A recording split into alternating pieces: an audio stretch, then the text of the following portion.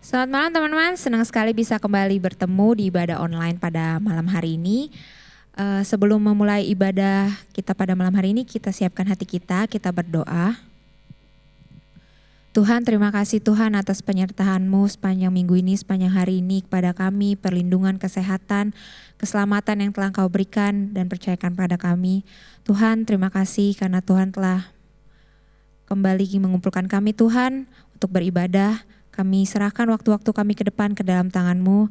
Berkati kami, berkati pembicara yang akan berkhotbah. Kami serahkan dalam nama Tuhan Yesus, kami berdoa dan mengucap syukur. Amin. Teman-teman, semoga teman-teman di rumah dan dimanapun teman-teman berada selalu sehat. Kita akan memulai ibadah kita. Kita siapkan hati dan pikiran kita. Kita akan angkat sebuah pujian. Mari masuk gerbangnya.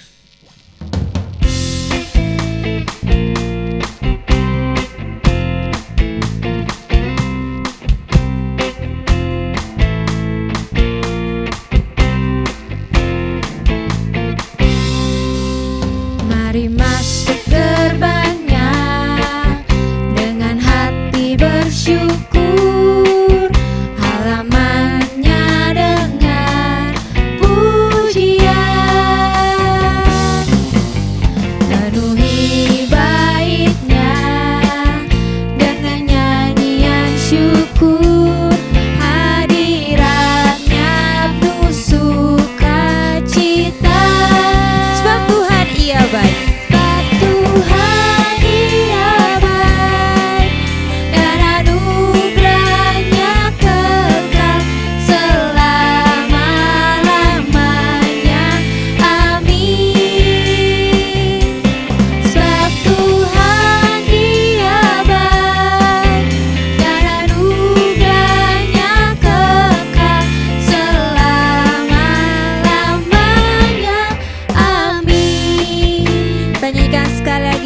Masuk gerbangnya dengan hati bersyukur.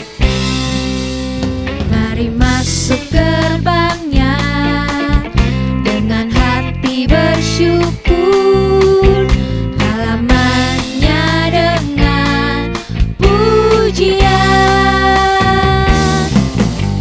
penuhi baitnya dengan nyanyian syukur, hadiratnya sukacita, sebab Tuhan ia baik dan anugerahnya kekal selama-lamanya. Amin.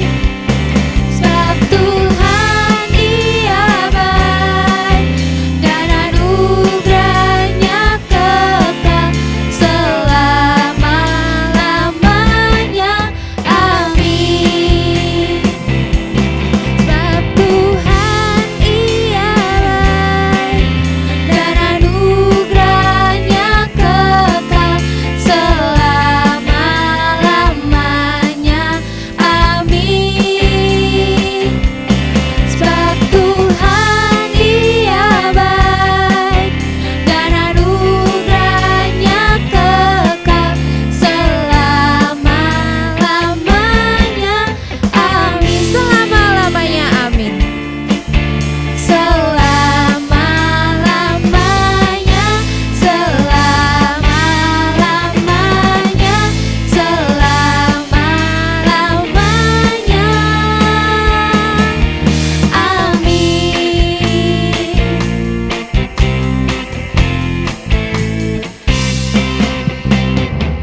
Kita puji nama Tuhan. Teman-teman, kita persiapkan hati lebih dalam lagi. Kita akan menyembah Tuhan lebih dalam lagi. Kita bersyukur karena kita mempunyai Allah yang setia, Allah yang baik, Allah yang luar biasa. Karena kita tidak mampu membalas dengan apapun segala kebaikan Tuhan. Dengan apa akan ku balas?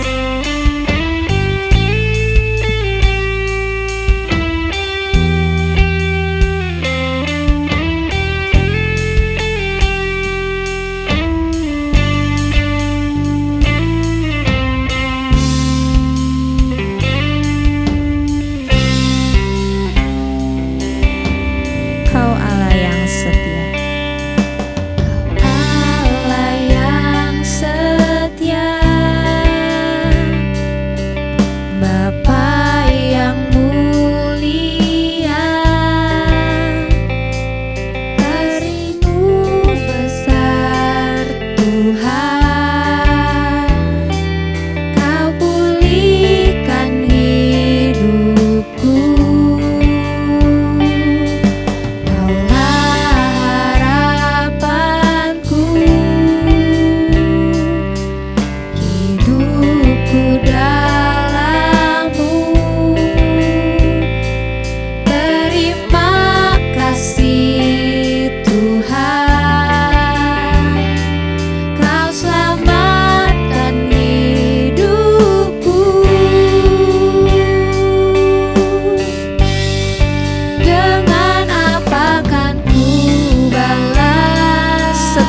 kebaikan-Mu. segala kebaikan-Mu.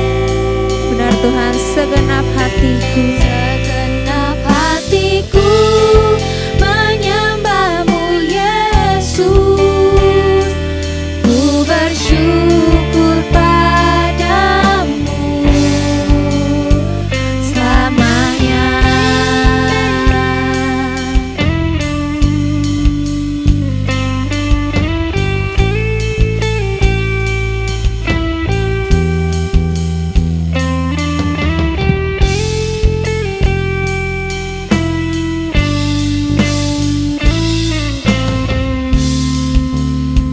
kita nyanyikan Kaulah harapanku, hidupku dalam-Mu.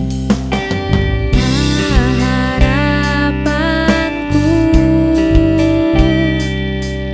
hidupku dalam-Mu. Terima kasih Tuhan, Kau selamatkan hidupku. Dengan apa kan ku balas segala kebaikan-Mu. Segenap hatiku menyembah-Mu Yesus. Ku bersyukur padamu. Dengan apa kan ku balas Segala kebaikan Tuhan, segala kebaikan-Mu. Segenap hatiku menyembah-Mu Yesus. Ku bersyukur padamu selamanya.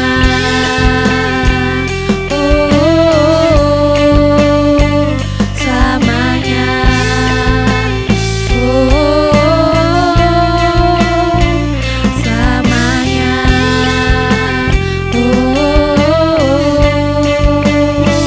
Selamanya.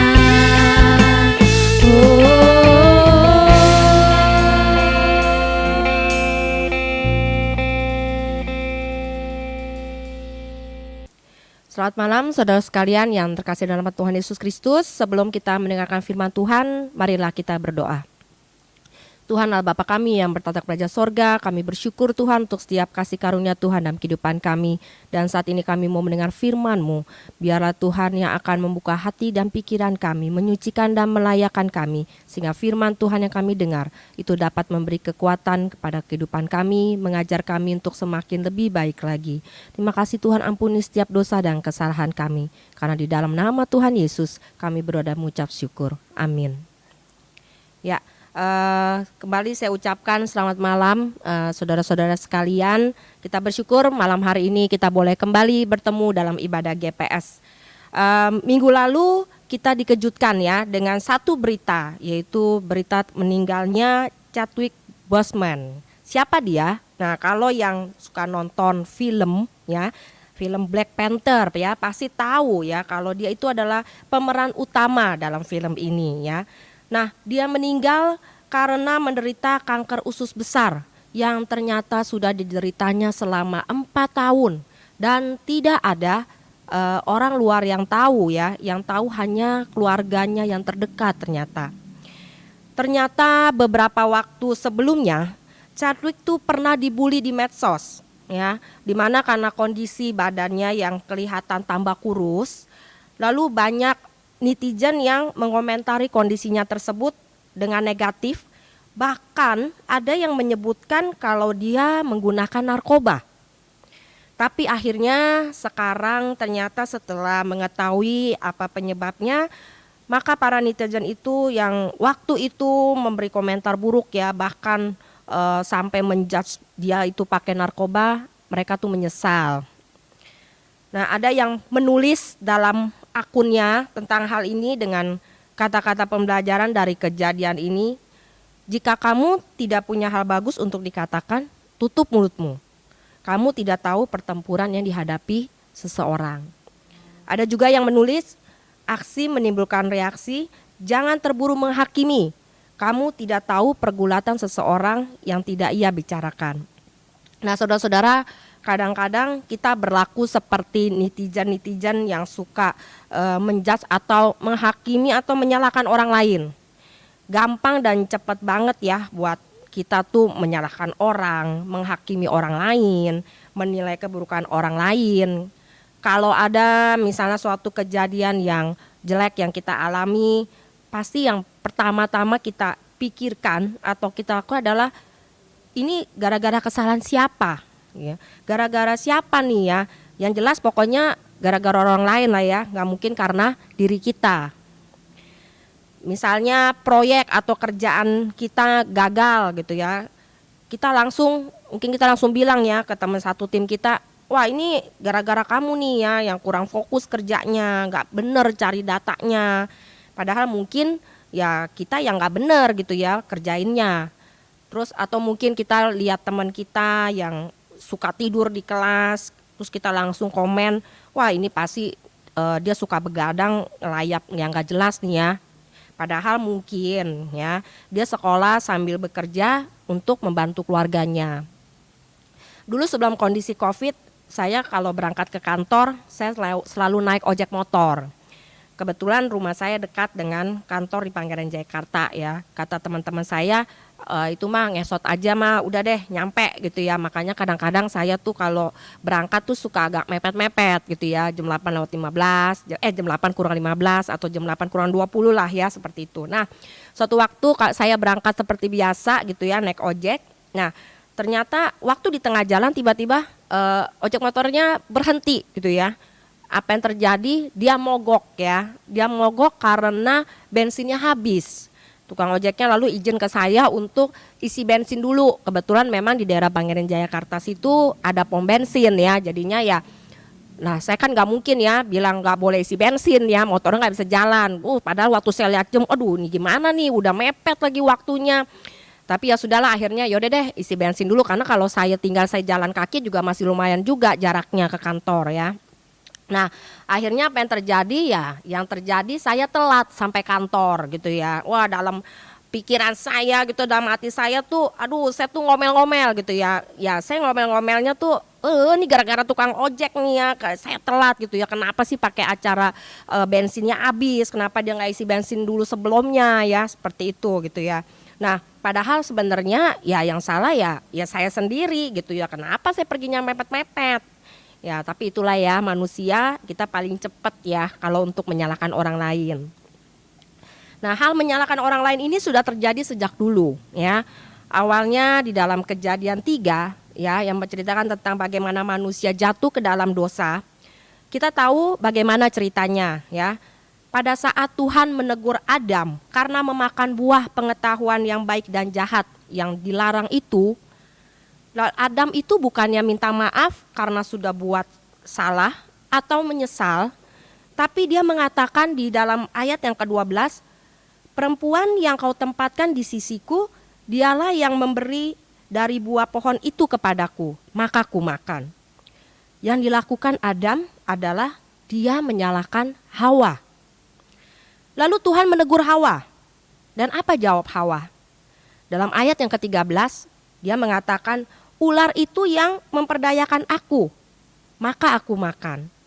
Yang dilakukan Hawa adalah dia menyalahkan ular. Lalu ularnya nyalain siapa? Ya kalau ular bisa nyalain yang lain, mungkin dia nyalain yang lain kali ya waktu itu ya. Nah, di dalam Matius 7, Tuhan berbicara tentang mengenai hal menghakimi. Matius 7 ayat 1 sampai 5, saya akan bacakan untuk kita semua. Yang punya Alkitabnya juga bisa baca. Jangan kamu menghakimi supaya kamu tidak dihakimi.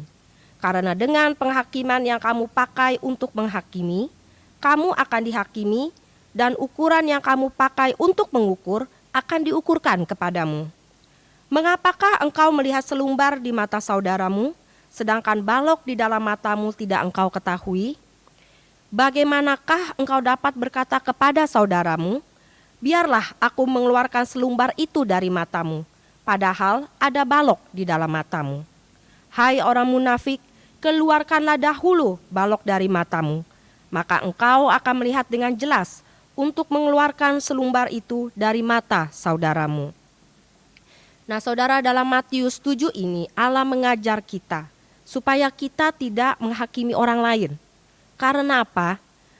Karena apa yang kita lakukan yaitu menghakimi orang lain, maka kita pun akan dihakimi. Dan ukuran yang kita pakai untuk menghakimi orang lain, maka ukuran itu jugalah yang akan dipakai untuk menghakimi kita. Kita tidak bisa seenaknya atau sesukanya menghakimi orang lain. Ya, bahkan dengan berdasarkan pandangan atau pemikiran kita sendiri.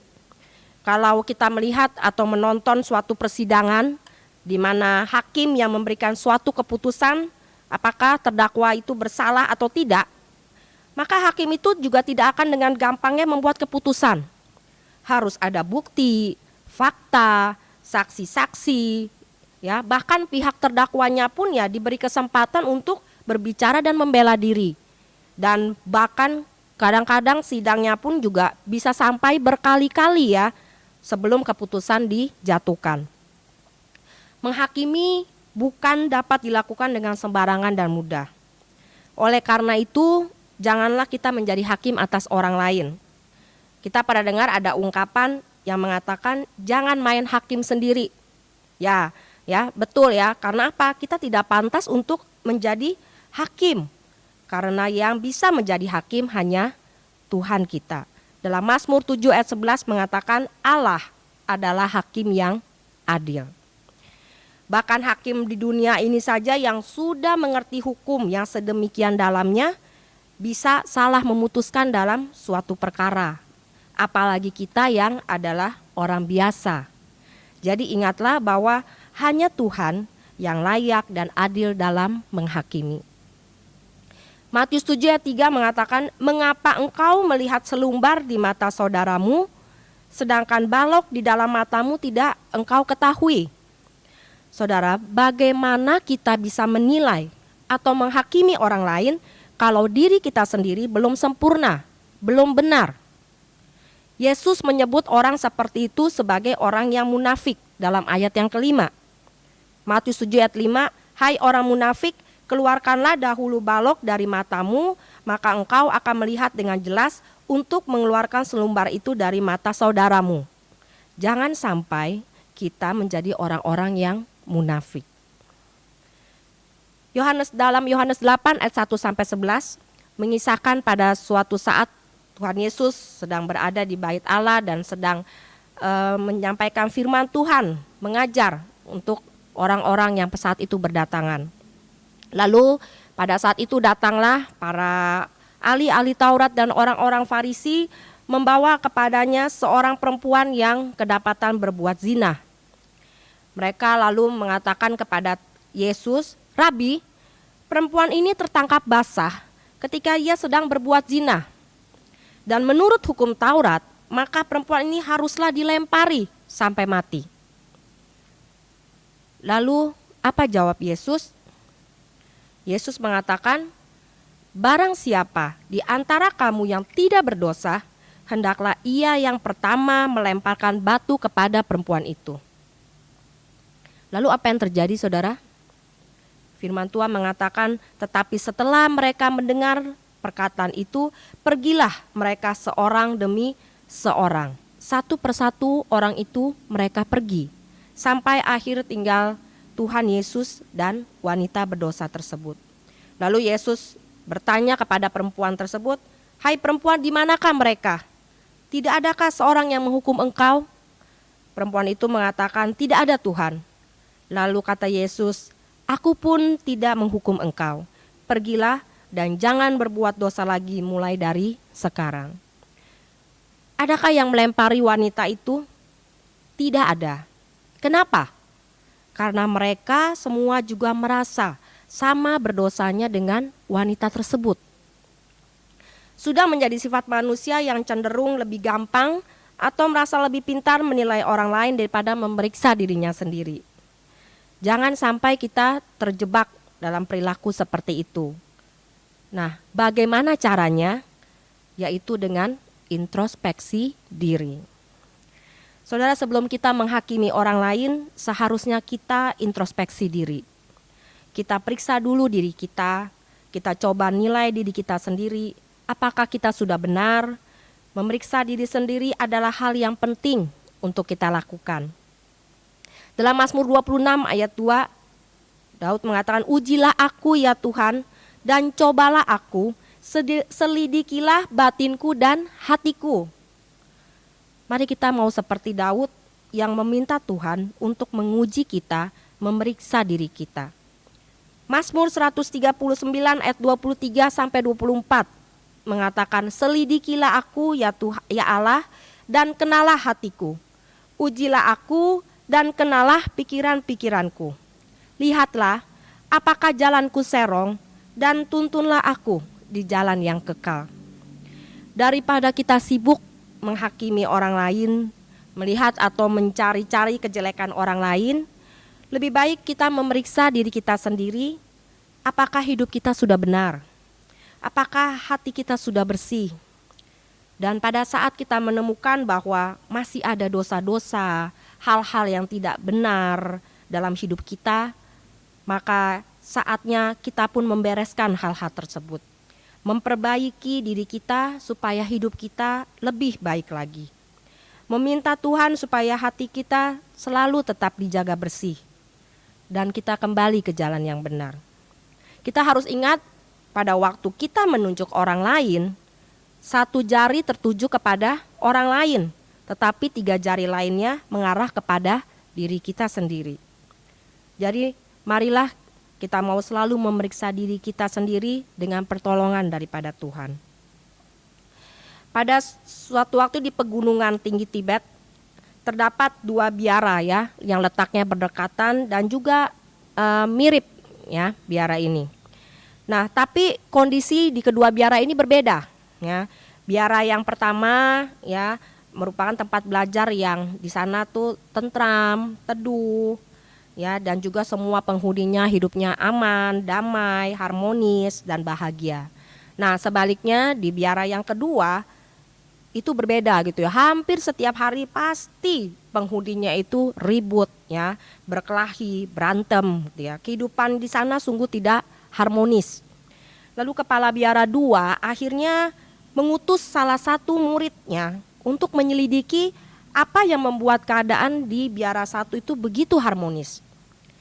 Singkatnya, murid tersebut pergi ke biara 1, lalu dia kembali, lalu dia menyampaikan ya kepada gurunya. Ternyata katanya bahwa orang-orang di biara 1 itu sering melakukan kesalahan. Ya, dia bercerita saat dia memasuki aula utama biara 1, lantai aula itu sedang dipel.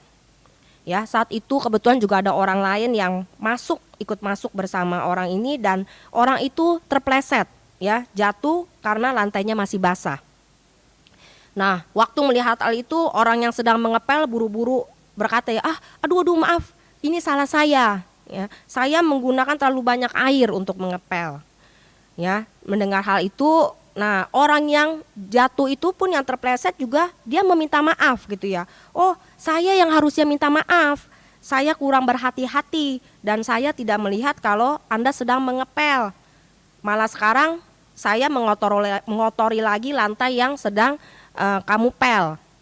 Mendengar jawaban itu, lalu kepala biara 2 itu tersenyum dan mengerti bahwa kunci keharmonisannya adalah introspeksi diri. Nah, dari kisah di atas kita belajar bahwa salah satu hal yang dapat kita lakukan untuk mengatasi perselisihan, pertengkaran adalah dengan introspeksi diri. Banyak dari kita yang mungkin berselisih ya, berkelahi, bermusuhan dengan orang lain karena kita selalu melihat kesalahan yang ada pada orang lain, tapi tidak bisa melihat kesalahan pada diri kita sendiri. Ya. Nah, daripada selalu menyalahkan orang lain, lebih baik kita melihat jauh ke dalam diri kita sendiri untuk memperbaiki segala kekurangan, sehingga pada akhirnya kita bisa memperbaiki diri kita, mengurangi celah untuk dapat melakukan kesalahan.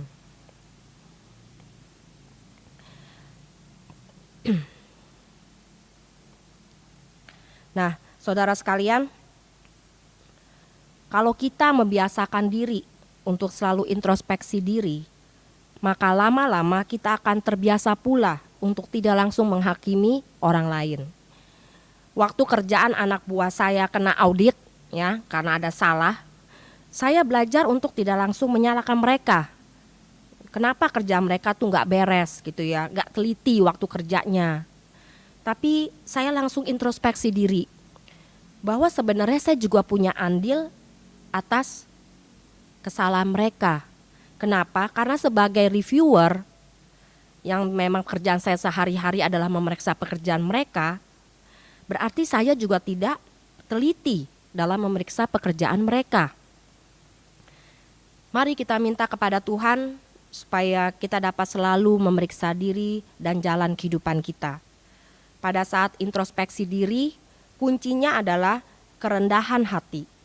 Jangan ada kesombongan dan janganlah kita mengeraskan hati kita. Sehingga Tuhan bisa mengoreksi diri kita, menunjukkan dan membukakan hal-hal yang tidak benar dan yang tidak berkenan di hadapannya. Menolong kita untuk melakukan perubahan dan memperbaiki diri. Firman Tuhan adalah sumber dan penolong kita, menuntun kita untuk memperbaiki diri kita, membawa kita ke jalan yang benar. Dalam Mazmur 119 ayat 105 mengatakan, firman-Mu itu pelita bagi kakiku dan terang bagi jalanku. Maka rajin-rajinlah kita membaca dan mendengar firman Tuhan. Semoga melalui firman Tuhan ini kita semua belajar untuk lebih banyak dan lebih dahulu memeriksa diri sendiri sebelum kita menghakimi orang lain. Supaya kita tidak salah dalam menghakimi orang lain, supaya kita tidak malu dan kemudian kita menyesal karena mungkin sebenarnya yang salah atau tidak benar itu adalah diri kita sendiri. Mari kita berdoa.